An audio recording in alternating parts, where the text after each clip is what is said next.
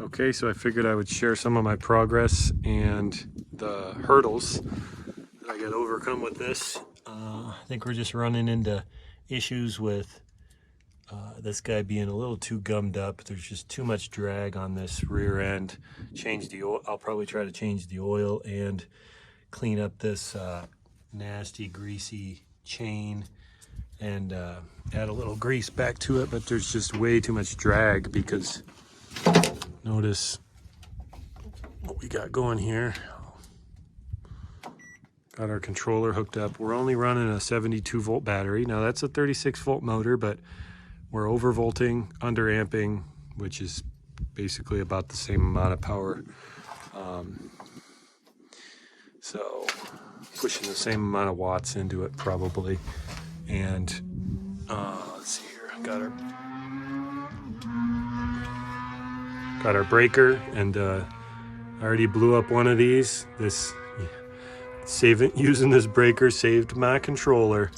Had my battery marked backwards on accident. Anyways, long story short, if I didn't have that breaker in there, I would have blown up this controller. So I'm glad I had that. Yeah, I don't know where the other breaker's at. There it is. There's fire coming out of it, and it was a doozy. Didn't trip, but it just kind of blew the thing up. So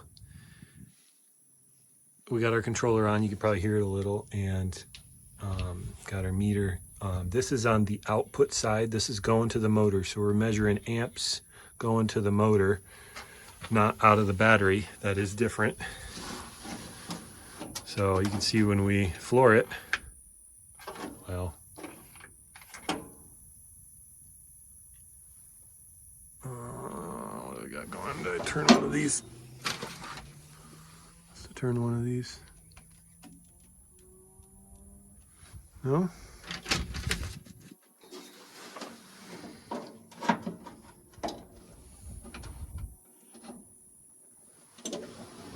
I can't remember what I did. Oh, that's what I did. Put it in neutral. All right, so got our other wheel spinning over there. Probably can't see it much, but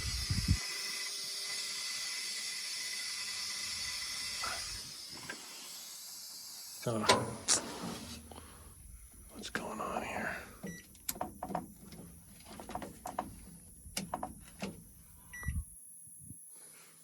Okay, I'll try that. I'm getting 200 amps going to the motor.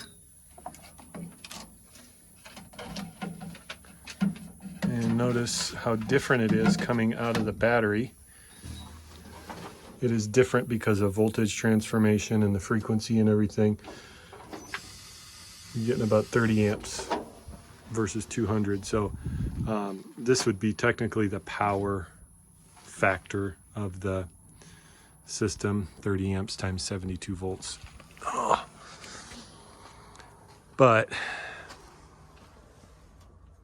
I ran it pretty hard, warmed up the motor, just trying to get her to spin better, but I think we're just gonna have to clean that up.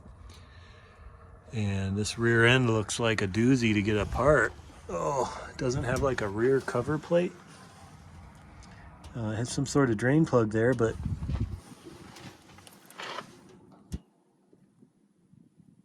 I don't see any type of like filler or anything. A fill plug. So almost looks like the front end of it has to come off. Doesn't look like fun. And I might look up a little bit more on these before we go and do that.